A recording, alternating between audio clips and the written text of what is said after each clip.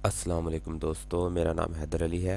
और आज का जो हमारा लेक्चर है वो वेरिएबल्स के मुतल्लिक़ है कि वेरिएबल्स क्या होते हैं, इन्हें कैसे डिक्लेयर किया जाता है, सी प्लस प्लस में कितनी टाइप्स के वेरिएबल होते हैं।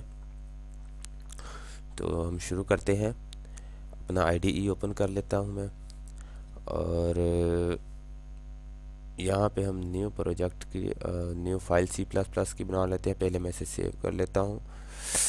मैं इसे नाम दे देता हूँ वेरिएबल्स और सीपीपी। मैं हेडर्स इंक्लूड कर लेता हूँ।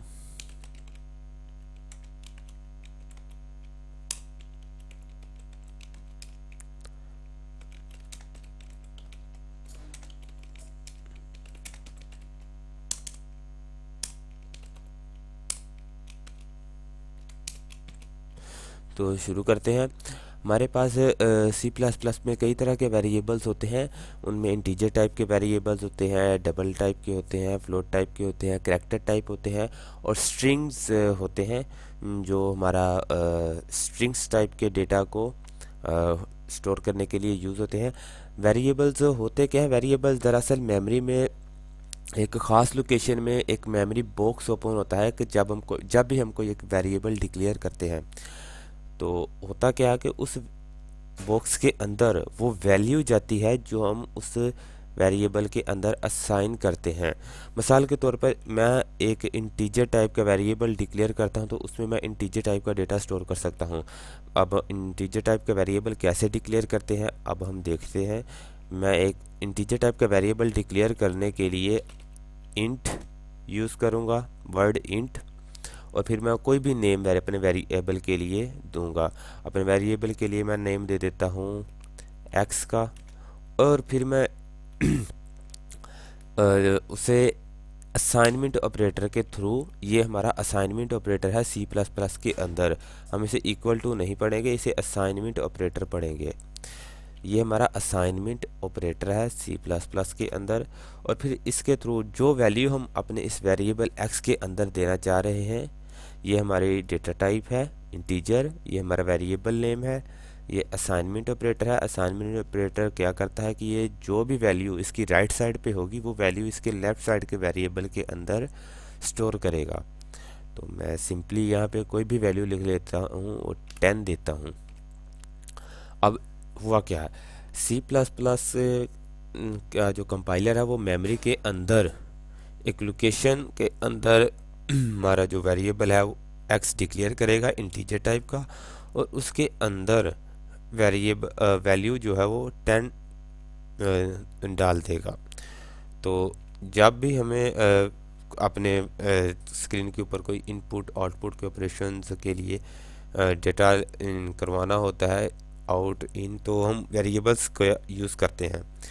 तो अगला जो हमारा वेरिएबल है वो है फ्लोट टाइप का। तो अब हम देखते हैं कि फ्लोट टाइप का वेरिएबल क्या होता है। तो फ्लोट टाइप का जो वेरिएबल होता है वो अपने अंदर फ्रैक्शनल पार्ट्स, अपना जो फ्रैक्शनल पार्ट होता है, आई मीन अशारिया के बाद का जो हिस्सा है उसे स्टोर करने की सलाहियत रखता है। मिसाल के तौर पर अब हम यहाँ पे एक वेरिएबल डिक्लेयर करते हैं फ्लोट, और मैं इसे कोई भी नाम दे देता हूँ जैसे y, और असाइनमेंट ऑपरेटर के थ्रू इसमें मैं 10 पॉइंट समथिंग देता हूँ और फिर स्टेटमेंट को टर्मिनेट करता हूँ। अब अगर यही समथिंग मैं अपने इस ऊपर वाले वेरिएबल के अंदर असाइन करूँ, और अब अगर हम दोनों का रिज़ल्ट देखें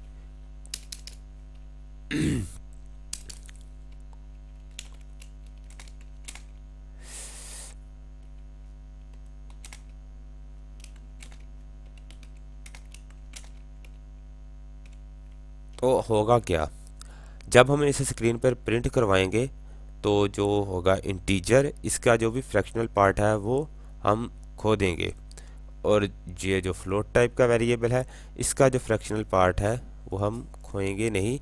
क्योंकि ये जो है वो फ्रैक्शनल पार्ट को स्टोर करने की सलाहियत रखता है, और इंटीजर टाइप का जो वेरिएबल है वो अपने अंदर फ्रैक्शनल पार्ट को स्टोर नहीं कर सकता। तो मैं इसे रन करता हूँ।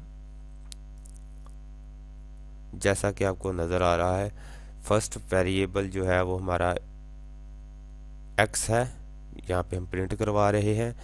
और इसका जो फ्रैक्शनल पार्ट है वो हमने लूज़ कर लिया, लूज़ हो गया, क्योंकि ये इंटीजर टाइप का, ये अपने अंदर फ्रैक्शनल पार्ट स्टोर नहीं कर सकता। ये हमारा फ्लोट टाइप का वेरिएबल है जो कि फ्रैक्शनल पार्ट को स्टोर कर सकता है। अब इसी तरह डबल भी है, डबल टाइप का जो वेरिएबल है वो भी फ्रैक्शनल पार्ट को स्टोर करने की सलाहियत रखता है, लेकिन वो मेमोरी में ज़्यादा स्पेस लेता है, ये मेमोरी में ज़्यादा स्पेस नहीं लेता है।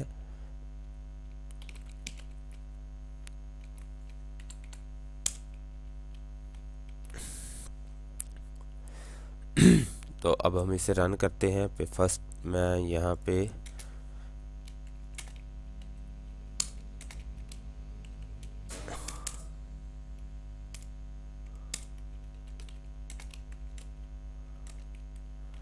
अब ठीक है, मैं इसे रन करता हूँ। जैसा कि आपको नज़र आ रहा है कि डबल टाइप जो है उसने भी अपने अंदर वेरिएबल को स्टोर किया है, उसी तरह जैसे फ्लोट टाइप ने किया है, लेकिन इंटीजर ने फ्लोट और डबल की तरह अपने अंदर फ्रैक्शनल पार्ट को स्टोर नहीं किया है, उसने इसे डिलीट समझ ले कर दिया है। अब अगर हम बात करें, दो टाइप्स हमारे पास और बचती हैं। एक्चुअली हमारे पास दो नहीं, ज़्यादा टाइप्स बचती हैं, लेकिन वो बहुत कम यूज़ होती हैं। Signed integer, unsigned integer, double double.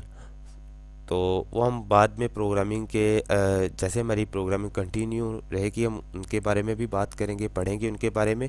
फ़िलहाल उनकी ज़रूरत नहीं है। तो यहाँ पे हम करैक्टर टाइप की यूज़ की बात कर लेते हैं। तो करैक्टर टाइप जो वेरिएबल है अपने अंदर एक करैक्टर को स्टोर करने की सलाहियत रखता है। आप इसके अंदर एक करैक्टर को स्टोर करवा सकते हैं। मिसाल के तौर पर मैं अब करैक्टर टाइप का वेरिएबल डिक्लेयर करना चाहता हूं, तो पहले मैं CHAR लिखूंगा और फिर मैं कोई भी उसे नाम दूंगा, जैसे हमने इंटीजर में किया था। और यहाँ पे मैं इसे नाम दे देता हूँ x का, और फिर मैं इसके अंदर वो वैल्यू दूंगा जो मैं स्क्रीन पर प्रिंट करवाना चाह रहा हूँ। आप इसे बाद में भी इनिशियलाइज़ कर सकते हैं। ये हम वेरिएबल को साथ ही इनिशियलाइज़ भी कर रहे हैं, सिर्फ डिक्लेयर नहीं कर रहे। अगर हमें सिर्फ वेरिएबल डिक्लेयर करना हो यहाँ तक, और फिर बाद में इसे हम यूज़ कर सकते हैं कुछ इस तरह। ऐसा ही सेम प्रोसीजर इंटीजर के और फ्लोट के डबल के साथ भी होगा। अब अगर मैं इसके अंदर कोई भी करैक्टर असाइन करूँ, आई मीन ए असाइन करता हूँ, कैपिटल ए, और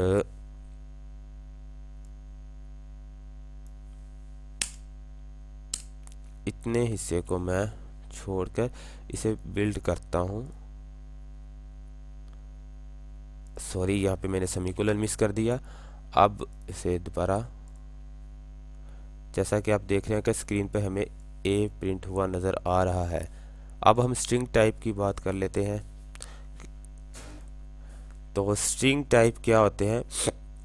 स्ट्रिंग दरअसल अपने अंदर एक से ज़्यादा करैक्टर्स को स्टोर कर सकता है।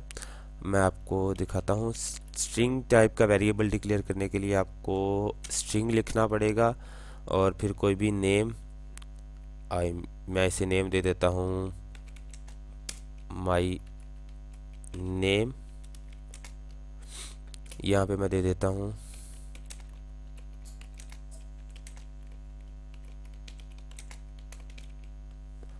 और इसे ख़त्म करता हूँ। अब अगर आप देखें तो इसमें हमने जो है वो एक से ज़्यादा करैक्टर्स को स्टोर किया है। तो ये हम स्ट्रिंग के थ्रू कर सकते हैं। जब भी हमें एक से ज़्यादा करैक्टर स्टोर करवाना होते हैं तो हम स्ट्रिंग को यूज़ करते हैं। तो अब मैं इसे जल्दी से प्रिंट करवाता हूँ।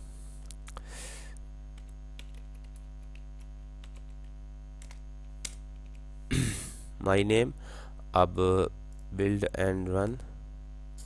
जैसा कि आपको नज़र आ गया कि यहाँ पे माई नेम लिखा आ रहा है। अब हम नेक्स्ट ट्यूटोरियल में बात करेंगे कि आप किस तरह के नेम्स जो हैं वो अपने वेरिएबल के लिए चूज़ कर सकते हैं। क्योंकि मेरे पास वक्त बहुत कम है, 10 मिनट होने वाले हैं। आपसे नेक्स्ट वीडियो में मुलाकात होगी। उम्मीद करता हूँ कि आपको ये वीडियो पसंद आई होगी। अगर पसंद आई हो तो प्लीज़ लाइक कीजिए, शेयर कीजिए और हमें सब्सक्राइब कीजिए। शुक्रिया।